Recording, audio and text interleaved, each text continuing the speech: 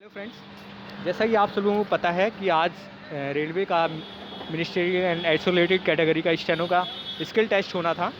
तो वो आज कंडक्ट हो गया है। तो मैंने पर्सनली उसको अटेम्प्ट किया है। तो मैं अपना पर्सनल ओपिनियन पूरा शेयर कर रहा हूँ आपसे। छोटी छोटी सारी जानकारी कवर करने की कोशिश करूँगा। तो सबसे पहले मेरा जो सेंटर था वो मुंबई में पवई में था। शायद मोस्टली यहाँ पे सेंटर जो था वही एक ही था। ये टीसीएस कंडक्ट करा रही है स्किल टेस्ट को। तो इसको उसी ने पूरा हैंडल किया था। और तो स्टार्ट से शुरू करते हैं। तो पहले हमारे माइंड में जो कन्फ्यूज़न थी कि वहाँ पे कोविड का वैक्सीनेशन का कार्ड वगैरह देखेंगे, ऐसा कुछ नहीं देखा गया था।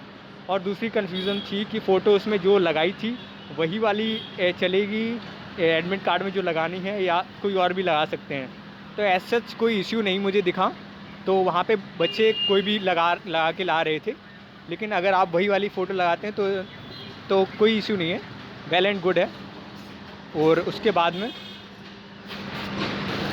तो पहला जो जब पहुँचे वहाँ पे तो 8:30 से एंट्री होनी शुरू हो गई थी। तो 8:30 से जब एंट्री होनी शुरू हुई तो वहाँ पे इंस्ट्रक्शन दे रहा था वो तो वो ये सीधा सीधा बोल रहा था, पेन बिल्कुल भी अलाउड नहीं है, सिर्फ पेंसिल लेके जानी है, इरेज़र लेके जानी है, sharpener, admit card, photo, ID proof, बस। इसके अलावा कुछ भी नहीं लेके जाना है, कुछ भी। ठीक है, तो ये सब इंस्ट्रक्शंस वो दे रहा था। तो उसके बाद में हम लोगों की एंट्री हुई। एंट्री होने के बाद में हमारा जो हॉल नंबर था वो D3 में 3rd फ्लोर पे था। तो फिर वहाँ पे हमारा सबसे पहले हुआ वेरिफिकेशन हुआ, लेफ़्ट थंब वगैरह लगा और फ़ोटो वोटो क्लिक हुई। और उसके बाद में पूरा का पूरा बायोमेट्रिक होने के बाद में हमें सीट अलॉट कर दी गई। तो सीट अलॉट करने के बाद में वहाँ पे मुझे 2 कॉपीज़ प्रोवाइड की गई थी, शॉर्ट हैंड की कॉपीज़ प्रोवाइड की गई। उसमें डिटेल्स ऊपर फ्रंट पेज पे भरनी थी, name, roll number and etcetera, वही सब चीज़ें।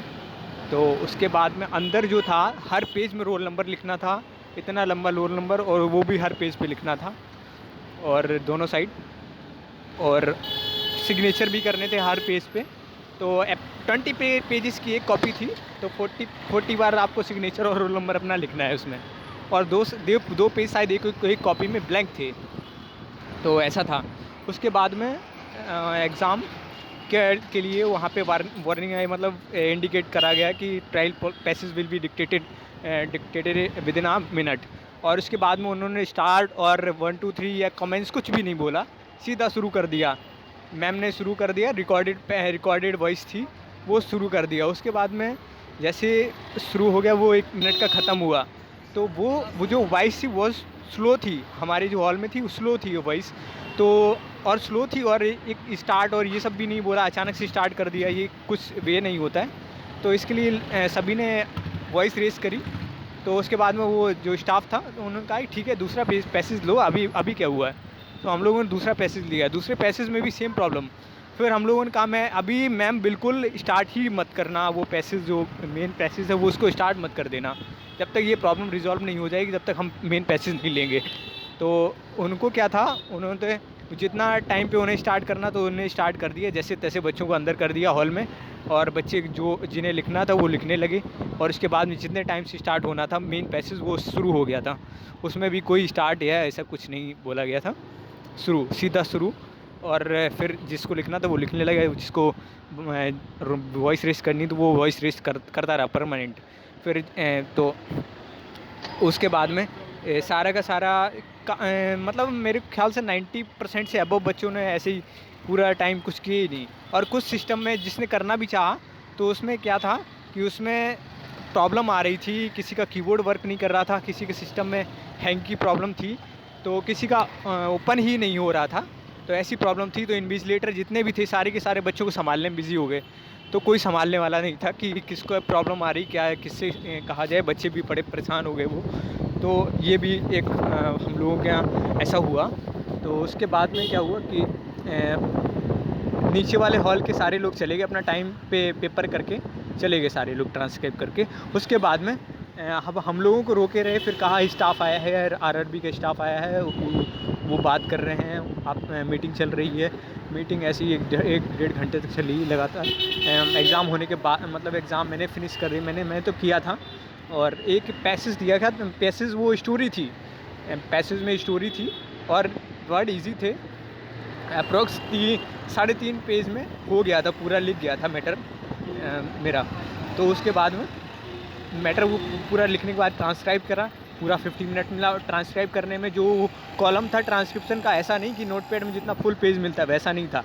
बैक स्पेस बिल्कुल भी अलाउ नहीं थी इंग्लिश वालों के लिए। हिंदी वालों के लिए बैक स्पेस 1 वर्ड तक के अलाउ थी। उसके बाद में अगर स्पेस बार दबा दिया तो उसके बाद में बैक स्पेस नहीं अलाउ है हिंदी वालों के लिए। इंग्लिश वालों के लिए बिल्कुल ही अलाउ नहीं है, 1 भी % अलाउ नहीं है बैक स्पेस, याद रखना।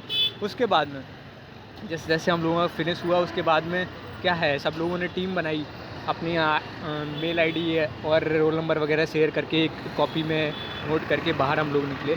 और फिर डिसाइड क्या है, अभी यही डिसाइड हुआ है कि कोर्ट जाएंगे और वकील को सारा कुछ अच्छे ड्राफ्टिंग करा के मैटर कोर्ट में डालेंगे, और यही सब हुआ है आज।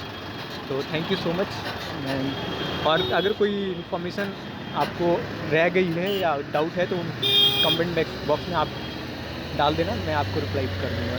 Thank you.